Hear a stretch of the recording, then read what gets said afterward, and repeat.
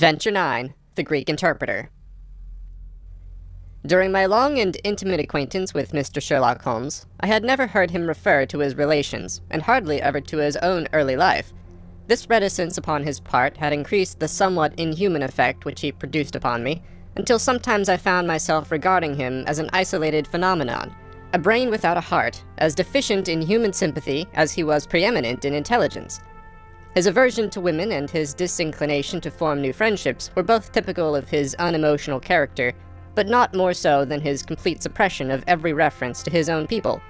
I had come to believe that he was an orphan with no relatives living, but one day, to my very great surprise, he began to talk to me about his brother. It was after tea on a summer evening, and the conversation, which had roamed in a desultory, spasmodic fashion from golf clubs to the causes of the change in the obliquity of the ecliptic, came round at last to the question of atavism and hereditary aptitudes. The point under discussion was how far any singular gift in an individual was due to his ancestry, and how far to his own early training. "In your own case," said I, "from all that you have told me, it seems obvious that your faculty of observation and your peculiar facility for deduction are due to your own systematic training." "To some extent," he answered thoughtfully. "My ancestors were country squires, who appeared to have led much the same life as is natural to their class, but nonetheless, my turn that way is in my veins, and may have come with my grandmother, who was the sister of Vernet, the French artist. Art in the blood is liable to take the strangest forms." "But how do you know that it is hereditary?" "Because my brother Mycroft possesses it in a larger degree than I do." This was news to me indeed. If there were another man with such singular powers in England, how was it that neither police nor public had heard of him? I put the question, with a hint that it was my companion's modesty which made him acknowledge his brother as his superior. Holmes laughed at my suggestion. "My dear Watson," said he, "I cannot agree with those who rank modesty among the virtues. To the logician, all things should be seen exactly as they are, and to underestimate oneself is as much a departure from truth as to exaggerate one's own powers. When I say, therefore, that Mycroft has better powers of observation than I, you may take it that I am speaking the exact and literal truth." "Is he your junior?" 7 years my senior." "How comes it that he is unknown?" "Oh, he's very well known in his own circle." "Where, then?" "Well, in the Diogenes Club, for example." I'd never heard of the institution, and my face must have proclaimed as much, for Sherlock Holmes pulled out his watch. "The Diogenes Club is the queerest club in London, and Mycroft one of the queerest men. He's always there from 4:45 to 8:20. It's 6 now, so if you care for a stroll this beautiful evening, I shall be very happy to introduce you to 2 curiosities." 5 minutes later, we were in the street walking towards Regent's Circus. "You wonder," said my companion, "why it is that Mycroft does not use his powers for detective work. He's incapable of it." "But I thought you said—" "I said that he was my superior in observation and deduction. If the art of the detective began and ended in reasoning from an armchair, my brother would be the greatest criminal agent that ever lived. But he has no ambition and no energy. He will not even go out of his way to verify his own solutions, and would rather be considered wrong than take the trouble to prove himself right. Again and again, I have taken a problem to him and have received an explanation which has afterwards proved to be the correct one. And yet he was absolutely incapable of working out the practical points which must be gone into before a case could be laid before a judge or jury." "It is not his profession, then?" "By no means.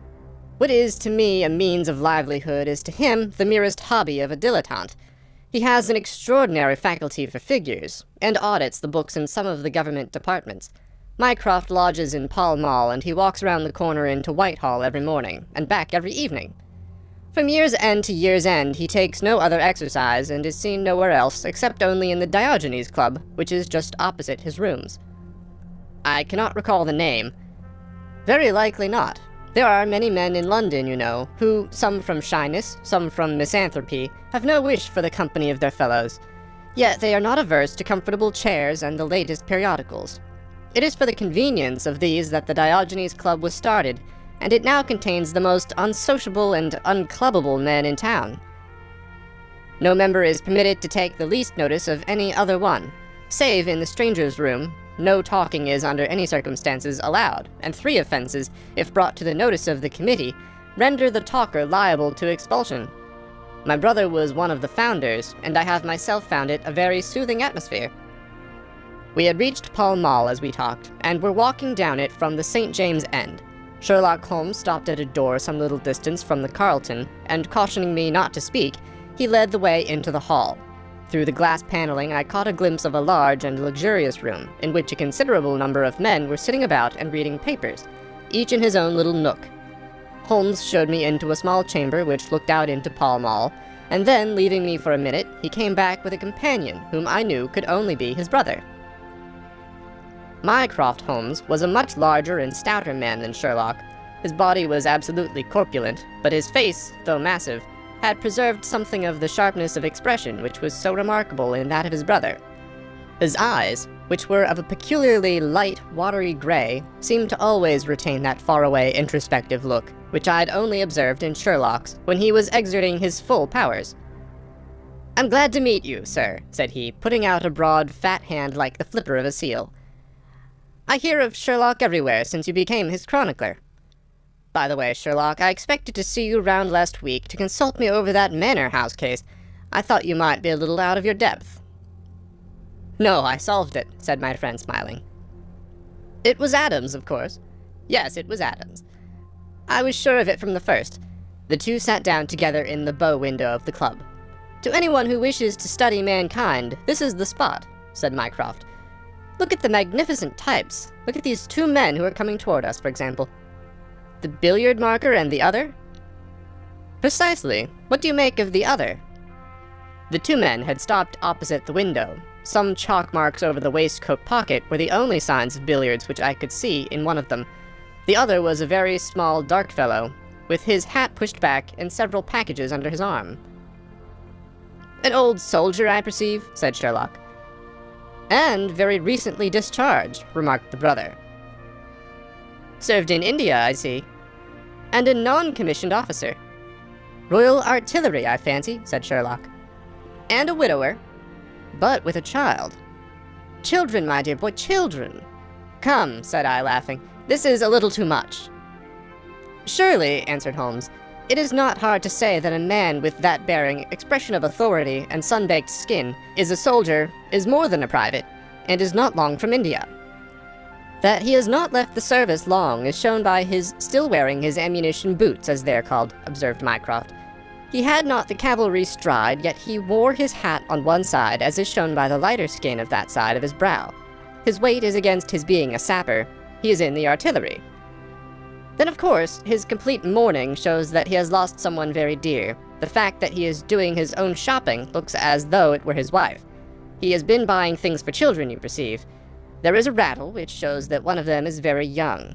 The wife probably died in childbed. The fact that he has a picture book under his arm shows that there is another child to be thought of." I began to understand what my friend meant when he said that his brother possessed even keener faculties than he did himself.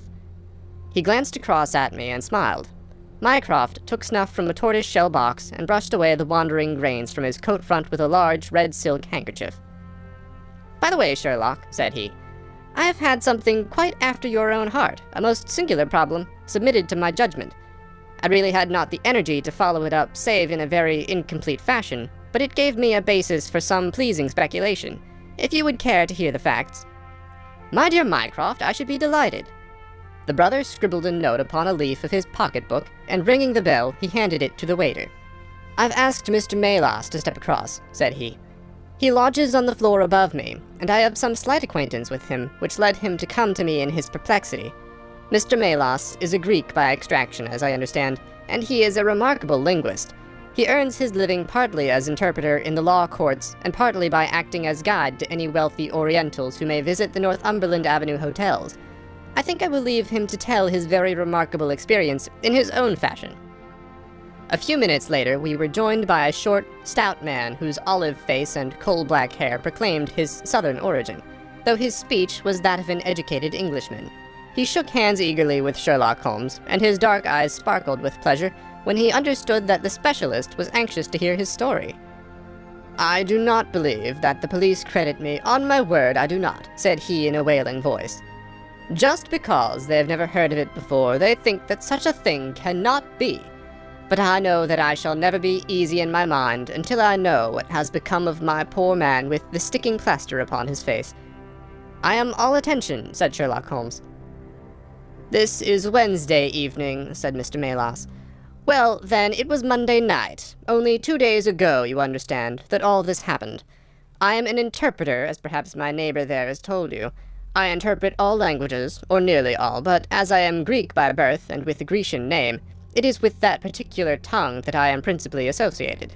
For many years I have been the chief Greek interpreter in London, and my name is very well known in the hotels. It happens, not unfrequently, that I am sent for at strange hours by foreigners who get into difficulties, or by travelers who arrive late and wish my services.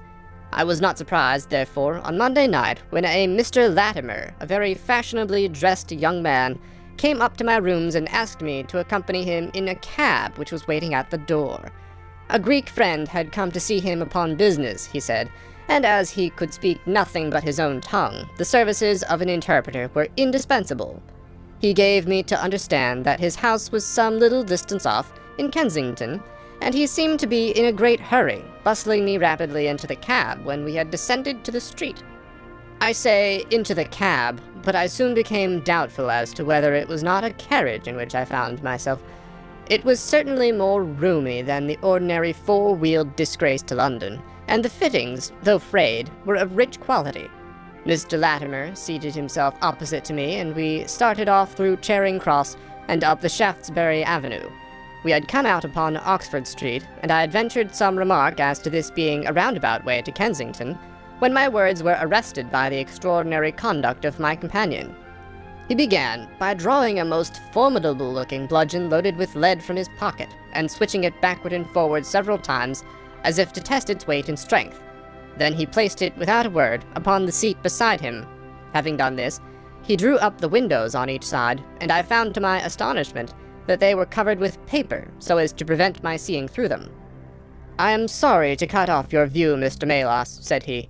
"The fact is that I have no intention that you should see what the place is to which we are driving. It might possibly be inconvenient to me if you could find your way there again." As you can imagine, I was utterly taken aback by such an address. My companion was a powerful, broad-shouldered young fellow, and apart from the weapon, I should not have had the slightest chance in a struggle with him. "This is very extraordinary conduct, Mr. Latimer," I stammered. "You must be aware that what you are doing is quite illegal."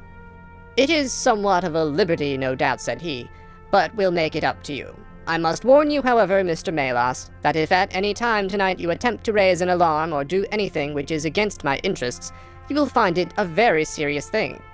I beg you to remember that no one knows where you are, and that whether you are in this carriage or in my house, you are equally in my power." His words were quiet, but he had a rasping way of saying them which was very menacing. I sat in silence, wondering what on earth could be his reason for kidnapping me in this extraordinary fashion. Whatever it might be, it was perfectly clear that there was no possible use in my resisting, and that I could only wait to see what might befall. For nearly 2 hours we drove without my having the least clue as to where we were going. Sometimes the rattle of the stones told of a paved causeway, and at others our smooth, silent course suggested asphalt. But save by this variation in sound, there was nothing at all which could in the remotest way help me to form a guess as to where we were. The paper over each window was impenetrable to light, and a blue curtain was drawn across the glasswork in front. It was 7:15 when we left Pall Mall, and my watch showed me that it was 10 minutes to 9 when at last we came to a standstill. My companion let down the window, and I caught a glimpse of a low, arched doorway with a lamp burning above it. As I was hurried from the carriage, it swung open, and I found myself inside the house, with a vague impression of a lawn and trees on each side of me as I entered. Whether these were private grounds, however, or bona fide country was more than I could possibly venture to say. There was a colored gas lamp inside, which was turned so low that I could see little save that the hall was of some size and hung with pictures. In the dim light, I could make out that the person who had opened the door was a small, mean-looking, middle-aged man with rounded shoulders. As he turned towards us, The glint of the light showed me that he was wearing glasses. "Is this Mr. Melas, Herald?" said he. "Yes." Well done, well done. No ill will, Mr. Melas, I hope, but we could not get on without you. If you deal fair with us, you'll not regret it, but if you try any tricks, God help you." He spoke in a nervous, jerky fashion, and with little giggling laughs in between, but somehow he impressed me with fear more than the other. "What do you want with me?" I asked. "Only to ask a few questions of a Greek gentleman who is visiting us, and to let us have the answers. But say no more than you are told to say, or," here came the nervous giggle again, "you had better never have been born." As he spoke, he opened a door and showed the way into a room which appeared to be very richly furnished, but again the only light was afforded by a single lamp half turned down. The chamber was certainly large, and the way in which my feet sank into the carpet as I stepped across it told me of its richness. I caught glimpses of velvet chairs, a high white marble mantelpiece, and what seemed to be a suit of Japanese armor at one side of it. There was a chair just under the lamp, and the elderly man motioned that I should sit in it. The younger had left us, but he suddenly returned through another door, leading with him a gentleman clad in some sort of loose dressing gown who moved slowly towards us. As he came into the circle of dim light, which enables me to see him more clearly, I was thrilled with horror at his appearance. He was deadly pale and terribly emaciated, with the protruding, brilliant eyes of a man whose spirit was greater than his strength. But what shocked me more than any signs of physical weakness was that his face was grotesquely crisscrossed with sticking plaster, and that one large pad of it was fastened over his mouth. "Have you the slate, Herald?" cried the older man, as this strange being fell rather than sat down into a chair. "Are his hands loose? Now then give him the pencil. You are to ask the questions, Mr. Melas, and he will write the answers. Ask him first of all whether he is prepared to sign the papers." The man's eyes flashed fire. "Never," he wrote in Greek upon the slate. "On no condition," I asked at the bidding of our tyrant. "Only if I see her married in my presence by a Greek priest whom I know." The man giggled in his venomous way. "You know what awaits you, then?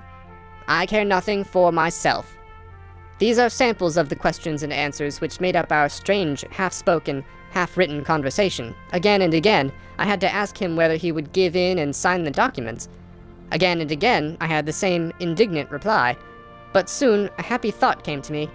I took to adding on little sentences of my own to each question, innocent ones at first, to test whether either of our companions knew anything of the matter, and then, as I found that they showed no signs, I played a more dangerous game. Our conversation ran something like this. "You can do no good by this obstinacy. Who are you?" "I care not. I am a stranger in London." "Your fate will be upon your own head. How long have you been here?" "Let it be so. 3 weeks." "The property can never be yours. What ails you?" "It shall not go to villains. They are starving me." "You shall go free if you sign. What house is this?" "I will never sign. I do not know." "You are not doing her any service. What is your name?" "Let me hear her say so. Cratides." "You shall see her if you sign. Where are you from?" "Then I shall never see her. Athens." Another 5 minutes, Mr. Holmes, and I should have wormed out the whole story under their very noses. My very next question might have cleared the matter up, but at that instant the door opened, and a woman stepped into the room. I could not see her clearly enough to know more than that she was tall and graceful, with black hair, and clad in some sort of loose white gown. "Herald," said she, speaking English with a broken accent, "I could not stay away longer. It is so lonely up there with only— Oh my God, it is Paul!" These last words were in Greek, and at the same instant the man with a convulsive effort tore the plaster from his lips, and screaming out, "Sophie! Sophie!" rushed into the woman's arms. Their embrace was but for an instant, however, for the younger man seized the woman and pushed her out of the room, while the elder easily overpowered his emaciated victim, and dragged him away through the other door. For a moment, I was left alone in the room, and I sprang to my feet with some vague idea that I might in some way get a clue to what this house was in which I found myself. Fortunately, however, I took no steps, for looking up I saw that the older man was standing in the doorway with his eyes fixed upon me. "That will do, Mr. Melas," said he. You perceive that we have taken you into our confidence over some very private business. We should not have troubled you, only that our friend who speaks Greek and who began these negotiations has been forced to return to the East. It was quite necessary for us to find someone to take his place, and we were fortunate in hearing of your powers." I bowed. "There are 5 sovereigns here," said he, walking up to me, "which will, I hope, be a sufficient fee. But remember," he added, tapping me lightly on the chest and giggling, "if you speak to a human soul about this, one human soul, mind, well, may God have mercy upon your soul." I cannot tell you the loathing and horror with which this insignificant-looking man inspired me. I could see him better now as the lamplight shone upon him. His features were peaky and sallow, and his little pointed beard was thready and ill-nourished. He pushed his face forward as he spoke, and his lips and eyelids were continually twitching like a man with St. Vitus's dance. I could not help thinking that his strange, catchy little laugh was also a symptom of some nervous malady. The terror of his face lay in his eyes, however, steel-gray and glistening coldly, with a malignant, inexorable cruelty in their depths. "We shall know if you speak of this," said he. "We have our own means of information. Now you will find the carriage waiting, and my friend will see you on your way."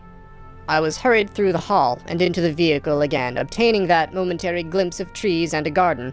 Mr. Latimer followed closely at my heels, and took his place opposite to me without a word. In silence, we again drove for an interminable distance, with the windows raised, until at last, just after midnight, the carriage pulled up.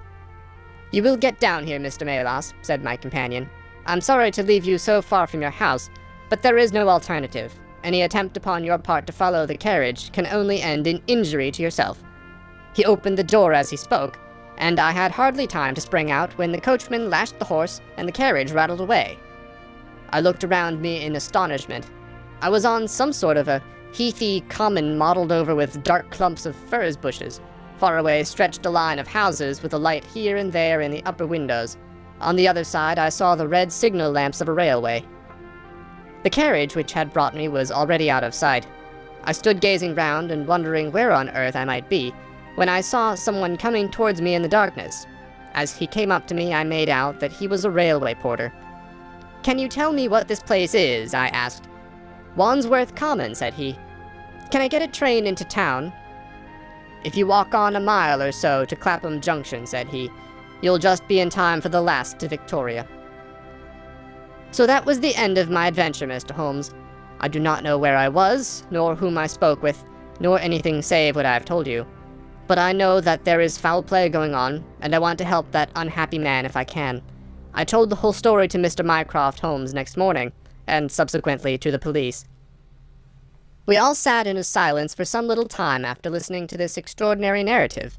Then Sherlock looked across at his brother. "Any steps?" he asked. Mycroft picked up the Daily News, which was lying on the side table. "Anybody supplying any information to the whereabouts of a Greek gentleman named Paul Cratides from Athens, who is unable to speak English, will be rewarded. A similar reward paid to anyone giving information about a Greek lady whose first name is Sophie, X2473. That was in all the dailies. No answer. "How about the Greek legation?" "I have inquired. They know nothing." "A wire to the head of the Athens police, then?" "Sherlock has all the energy of the family," said Mycroft, turning to me. "Well, you take the case up by all means, and let me know if you do any good." "Certainly," answered my friend, rising from his chair. "I'll let you know, and Mr. Melas also. In the meantime, Mr. Melas, I should certainly be on my guard if I were you, for of course they must know through these advertisements that you have betrayed them." As we walked home together, Holmes stopped at a telegraph office and sent off several wires. "You see, Watson," he remarked, "our evening has been by no means wasted. Some of my most interesting cases have come to me in this way through Mycroft. The problem which we have just listened to, although it can admit of but one explanation, has still some distinguishing features.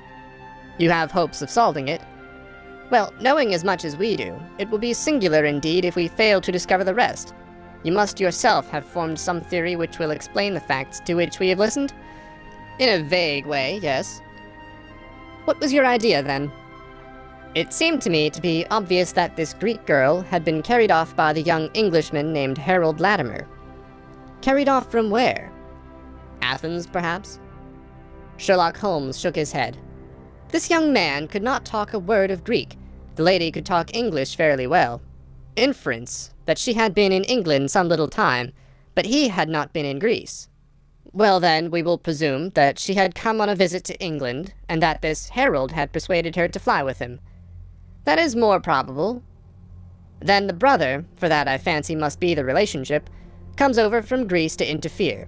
He imprudently puts himself into the power of the young man and his older associate. They seize him and use violence towards him in order to make him sign some papers to make over the girl's fortune, of which he may be trustee to them. This he refuses to do. In order to negotiate with him, they have to get an interpreter, and they pitch upon this Mr. Melas, having used some other one before. The girl is not told of the arrival of her brother, and finds it out by the merest accident. "Excellent, Watson," cried Holmes. "I really fancy that you are not far from the truth. You see that we hold all the cards, and we have only to fear some sudden act of violence on their part. If they give us time, we must have them." "But how can we find where this house lies?" "Well, if our conjecture is correct and the girl's name is, or was, Sophie Cratides, we should have no difficulty in tracing her. That must be our main hope, for the brother is, of course, a complete stranger. It is clear that some time has elapsed since this herald established these relations with the girl, some weeks at any rate, since the brother in Greece has had time to hear of it and come across. If they have been living in the same place during this time, it is probable that we shall have some answer to Mycroft's advertisement." We had reached our house in Baker Street while we had been talking. Holmes ascended the stair first, and as he opened the door of our room, he gave a start of surprise. Looking over his shoulder, I was equally astonished. His brother Mycroft was sitting, smoking in the armchair. "Come in, Sherlock, come in, sir," said he blandly, smiling at our surprised faces. "You don't expect such energy from me, do you, Sherlock? But somehow this case attracts me." "How did you get here?" "I passed you in a hansom." "There has been some new development?" "I had an answer to my advertisement." "Ah!" "Yes, it came within a few minutes of your leaving." "And to what effect?" Mycroft Holmes took out a sheet of paper.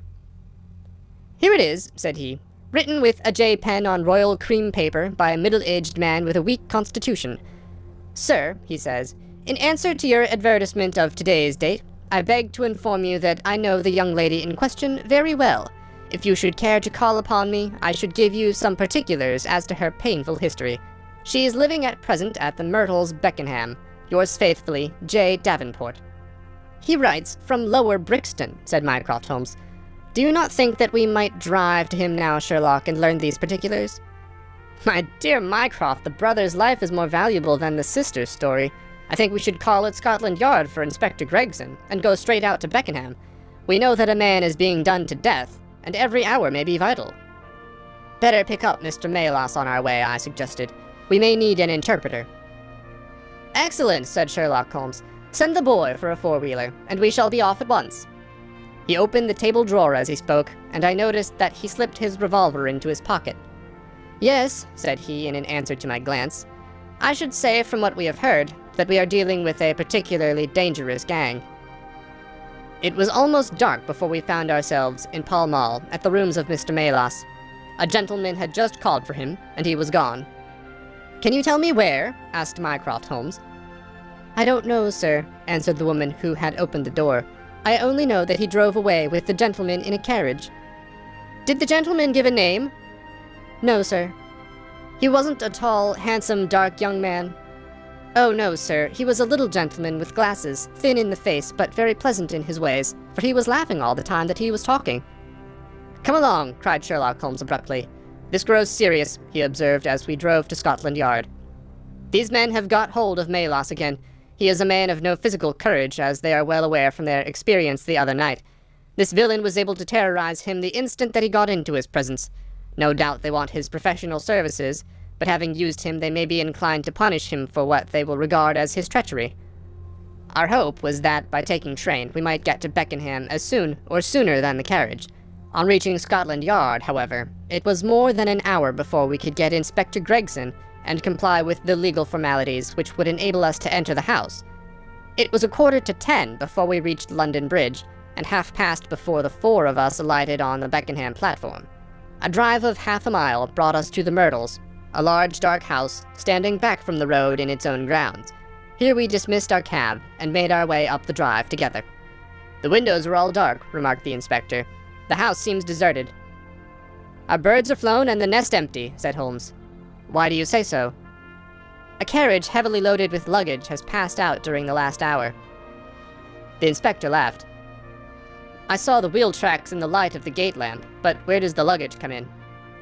"You may have observed the same wheel tracks going the other way, but the outward bound ones were very much deeper, so much so that we can say for a certainty that there was a very considerable weight on the carriage." "You get a trifle beyond me there," said the inspector, shrugging his shoulder. "It will not be an easy door to force, but we will try if we cannot make someone hear us." He hammered loudly at the knocker and pulled at the bell, but without any success. Holmes had slipped away, but he came back in a few minutes. "I have a window open," said he. "It is a mercy that you are on the side of the force and not against it, Mr. Holmes," remarked the inspector, as he noted the clever way in which my friend had forced back the catch. "Well, I think that under the circumstances we may enter without an invitation." One after the other we made our way into a large apartment, which was evidently that in which Mr. Melas had found himself. The inspector had lit his lantern, and by its light we could see the two doors, the curtain, the lamp, and the suit of Japanese mail as he had described them. On the table lay 2 glasses, an empty brandy bottle, and the remains of a meal. "What is that?" asked Holmes suddenly. We all stood and listened. A low, moaning sound was coming from somewhere over our heads. Holmes rushed to the door and out into the hall. The dismal noise came from upstairs. He dashed up, the inspector and I at his heels, while his brother Mycroft followed as quickly as his great bulk would permit. 3 doors faced up upon the second floor, and it was from the central of these that the sinister sounds were issuing, sinking sometimes into a dull mumble, and rising again into a shrill whine. It was locked, but the key had been left on the outside. Holmes flung open the door and rushed in, but he was out again in an instant with his hand to his throat. "It's charcoal," he cried. "Give it time, it will clear." Peering in, we could see that the only light in the room came from a dull blue flame which flickered from a small brass tripod in the center. It threw a livid, unnatural circle upon the floor, while in the shadows beyond we saw the vague loom of 2 figures, which crouched against the wall. From the open door, there reeked a horrible poisonous exhalation, which set us gasping and coughing. Holmes rushed to the top of the stairs to draw in the fresh air, and then, dashing into the room, he threw up the window and hurled the brazen tripod out into the garden. "We can enter in a minute," he gasped, darting out again. "Where is a candle? I doubt if we could strike a match in that atmosphere. Hold the light at the door, and we shall get them out, Mycroft, now." With a rush, we got to the poisoned men and dragged them out into the well-lit hall. Both of them were blue-lipped and insensible, with swollen, congested faces and protruding eyes. Indeed, so distorted were their features, that save for his black beard and stout figure, we might have failed to recognize in one of them the Greek interpreter, who had parted from us only a few hours before at the Diogenes Club. His hands and feet were securely strapped together, and he bore over one eye the marks of a violent blow. The other, who was secured in a similar fashion, was a tall man in the last stage of emaciation, with several strips of sticking plaster arranged in a grotesque pattern over his face. He had ceased to moan as we laid him down, and a glance showed me that, for him at least, our aid had come too late. Mr. Melas, however, still lived, and in less than an hour, with the aid of ammonia and brandy, I had the satisfaction of seeing him open his eyes, and of knowing that my hand had drawn him back from that dark valley in which all paths meet. It was a simple story which he had to tell, and one which did but confirm our own deductions. His visitor, on entering his rooms, had drawn a life-preserver from his sleeve, and had so impressed him with the fear of instant and inevitable death that he had kidnapped him for the second time. Indeed, it was almost mesmeric, the effect which this giggling ruffian had produced upon the unfortunate linguist, for he could not speak of him save with trembling hands and a blanched cheek. He had been taken swiftly to Beckenham, and had acted as interpreter in a second interview, even more dramatic than the first, in which the 2 Englishmen had menaced their prisoner with instant death if he did not comply with their demands. Finally, finding him proof against every threat, they had hurled him back into his prison, and after reproaching Melas with his treachery, which appeared from the newspaper advertisement, they had stunned him with a blow from a stick, and he remembered nothing more until he found us bending over him. And this was the singular case of the Grecian interpreter, the explanation of which is still involved in some mystery, We were able to find out by communicating with the gentleman who had answered the advertisement that the unfortunate young lady came of a wealthy Grecian family, and that she had been on a visit to some friends in England. While there, she had met a young man named Harold Latimer, who had acquired an ascendancy over her and had eventually persuaded her to fly with him. Her friends, shocked at the event, had contented themselves with informing her brother at Athens, and had then washed their hands of the matter. The brother, on his arrival in England, had imprudently placed himself in the power of Latimer and of his associate, whose name was Wilson Kemp, a man of the foulest antecedents. These two, finding that through his ignorance of the language he was helpless in their hands, had kept him a prisoner, and had endeavored by cruelty and starvation to make him sign away his own and his sister's property. They had kept him in the house without the girl's knowledge, and the plaster over the face had been for the purpose of making recognition difficult in case she should ever catch a glimpse of him. Her feminine perception, however, had instantly seen through the disguise when, on the occasion of the interpreter's visit, she had seen him for the first time. The poor girl, however, was herself a prisoner, for there was no one about the house except the man who acted as coachman, and his wife, both of whom were tools of the conspirators. Finding that their secret was out, and that their prisoner was not to be coerced, the two villains with the girl had fled away at a few hours' notice from the furnished house, which they had hired, having first, as they thought, taken vengeance both upon the man who had defied and the one who had betrayed them. Months afterwards, a curious newspaper cutting reached us from Budapest. It told how two Englishmen who had been traveling with a woman had met with a tragic end. They had each been stabbed, it seems, and the Hungarian police were of opinion that they had quarreled and had inflicted mortal injuries upon each other. Holmes, however, is, I fancy, of a different way of thinking, and holds to this day that if one could find the Grecian girl, one might learn how the wrongs of herself and her brother came to be avenged. End of Adventure 9, The Greek Interpreter.